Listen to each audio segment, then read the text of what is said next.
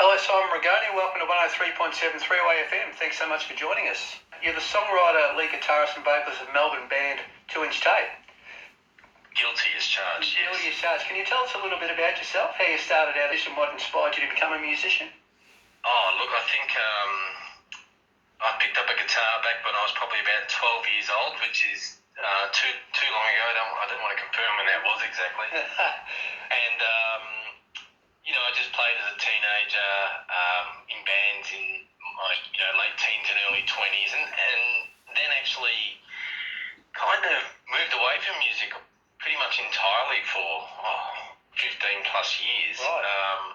And it was only so I'll start giving it away now, it was only in probably around my 40th birthday that I actually seriously got back into it. Right. And I've spent several years now basically with 2-Inch Tape, forming a band and recording and gigging and I suppose doing what I should have been doing the whole time. Right, so that 15 years you sort of did all those sorts of things that people who are non-musicians do, all the normal people, all the things normal people do, eh? I was a normal person, yes. I was a respected member of society for that period, and enough of that. Yeah, so you only live once. No, that's right. So you got sucked back, and also so you formed 2-Inch Tape shortly after that 15-year hiatus. Yes, I was I always fancied myself as a songwriter when I was younger, right. So I just started writing and demoing songs, and I was also a qualified audio engineer. It was almost my dream to be a producer. So when I first got the band together, it was more as an exercise of showing my production skills more than anything, actually. And I kind of wrote the songs almost as an excuse and formed the band as an excuse to have something and someone to record. Right. And then, I think the songwriting kind of started to take over. I really enjoyed that process and playing with other musicians and then gigging and everything that goes along with it. So it kind of snuck up on me, and the reasons for doing it have kind of evolved. Yeah, it's an interesting way of it sort of developing, isn't it? Because normally it's the other way around, isn't it? I mean, people get stuck into the music and then sort of branch out to the production side of things. So you've done it the opposite way around. That's fantastic. Well, I do both now. So it's kind of in and it's nice to I produce other bands occasionally and to do that more so that's really nice to do, actually. Yeah, I'm enjoying that. Yeah, look at the band itself. How about the other members of the band, who they are and how you actually got together? Well, when I decided several years ago to make this happen, I called up a couple of musicians that I played with back in my 20s a bit. Right. And asked them what they were up to, and they were like, nothing, we're keen. So, and one of them was Mark Petrilli, who is still playing bass in the band to this day. Right. Look, the line, it's an interesting 2-Inch Tape. It's a bit of a fluid lineup. Right. There's several members that are generally part of it, but depending on the album / project, sometimes we've gone a bit more Americana and have enlisted, musicians that will help complement that, and then so it swaps quite a bit. So, there's I suppose the other main member is Fiona Broussard, who on this latest album has done a fair bit of singing on it, and she normally plays keys, but because of lockdown didn't on this album, I kind of stepped up and had a go at that. Right. But she and Mark, I suppose, are the two kind of fairly consistent members. Okay. Yeah.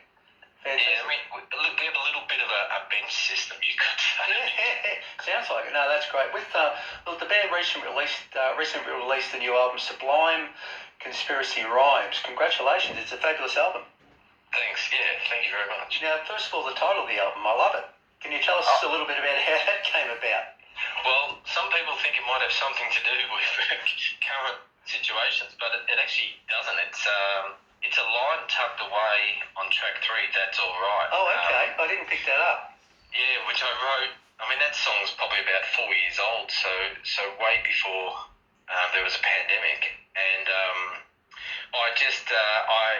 there's a verse in that song about someone I know, and she was a bit of a conspiracy conspiracy theorist, and I used to refer to them as her sublime conspiracy rhymes. So yeah, that's a nice polite way of, well, I don't know, polite way of, I don't know whether that's the word, but it was sort of describing it.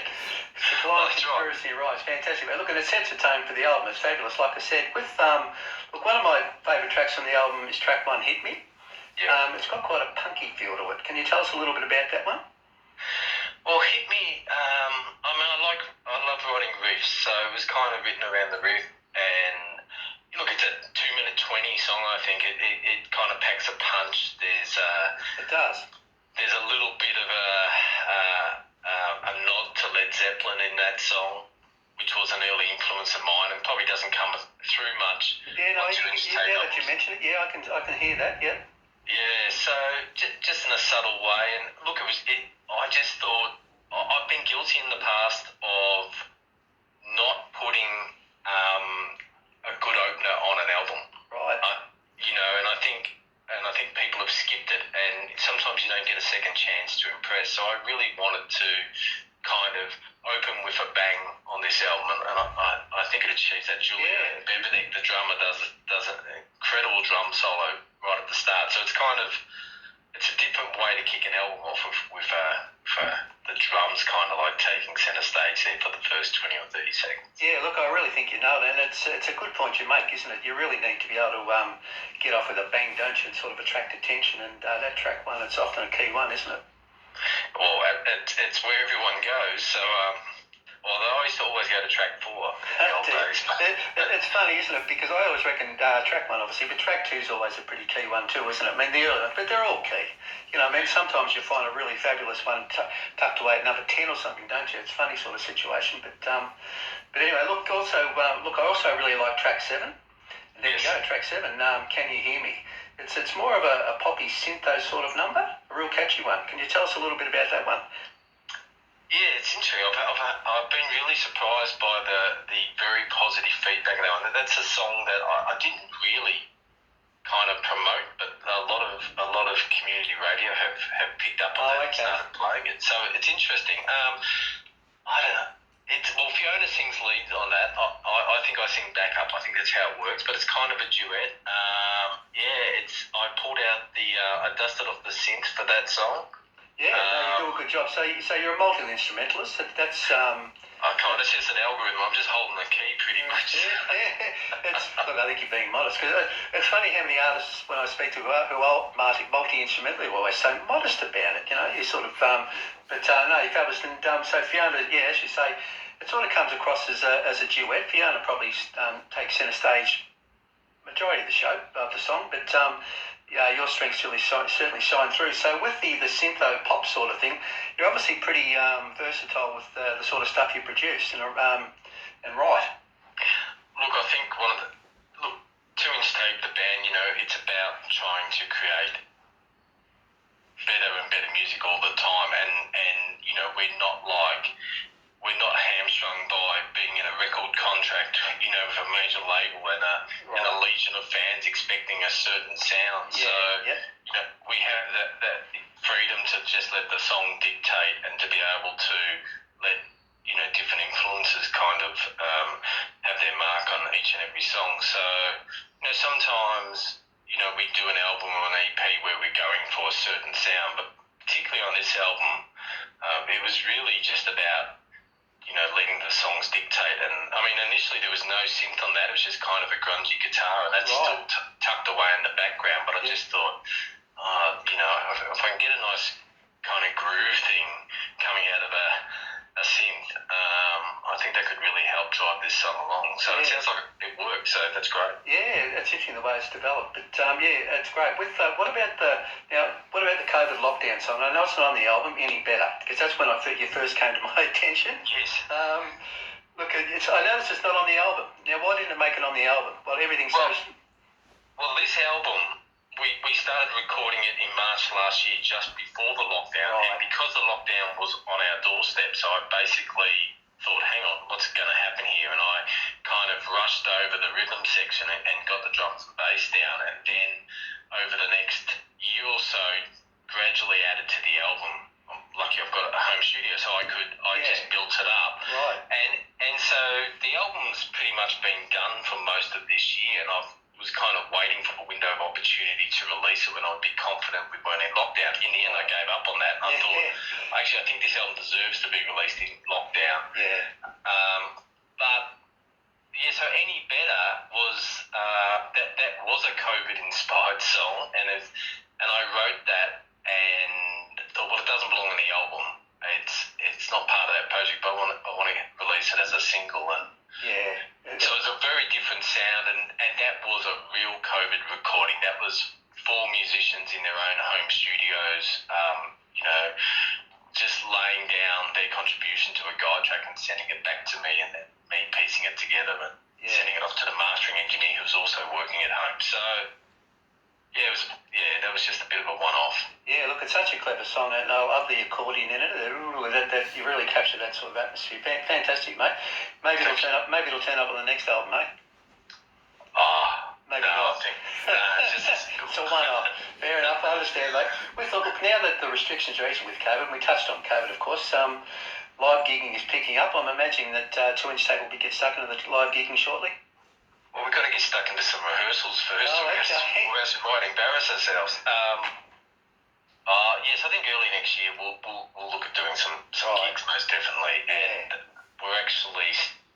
we've got together once. We're getting together again a couple of times over the next couple of weeks to start working on new material. So so you're looking at new material already, eh? Oh yeah, I mean, like I said, I started doing this album more than 18 months ago. So I've written quite a few since then. Yeah, that's great. Look, and you sort of leading up to the next question. And look, before we let you go, how about we talk about the future a little bit? So you've got plenty of recording, and that's funny, isn't it? With COVID, it's given a lot of musicians a really great opportunity to sit down and sort of write, hasn't it? And sort of come up with lots of material. The more artists I speak to recently, the more they're telling me they've just got this huge reserve of material ready to sort of either record or work on, so that's fantastic. So what's your future hold for 2-inch Tape? Well, we just need to, at the moment, we're just still figuring out what material we want to work with, and then kind of what version of the band almost we want to work that through with. And so I'm thinking of doing an outlaw country album. Oh, okay, interesting. But I don't know, maybe an EP or a single, or I don't know. There's so many songs that could take us in different directions. Yeah. We might just do singles for the whole year, or a couple of EPs. It just depends. I mean, I don't like chucking songs on an album just so you've got enough to add up to an album. I like to make sure I have songs that will work as an album, and that the album is the focus. Yeah. So I see. So you work to a bit of a concept idea rather than just, like you said, with the outlaw sort of idea, rather than just sort of throw all things together and hope for the best, that sort of thing. Yeah, I mean, I really like. To me, it's all about the album. That's why Any Better will never go on an album, because it was written as a single. Yep. But what will probably happen is we'll probably pick maybe 5 songs that are already written that we think could lead to an album, and then I'll write the remaining songs to kind of complement them. That's great, mate. Look, and we'll really look forward to it. But in the meantime, we'll enjoy the new album, Sublime Conspiracy Rhymes. So well done, fantastic stuff. Thank you. Look, and we look forward to you getting back gigging, and you never know, we might see you in Warrnambool one day, mate. I'd love to come down to Warrnambool and do a little gig. That'd be fantastic. That'd be fantastic. So we'll keep in touch and see what the future holds, eh? Excellent. That'd be great. Look, thanks a lot, Simon, for joining us today. It's been an absolute pleasure, mate. So good luck with it all, and we'll catch up with you again soon. Great. Thank you very much. My pleasure, mate. Bye.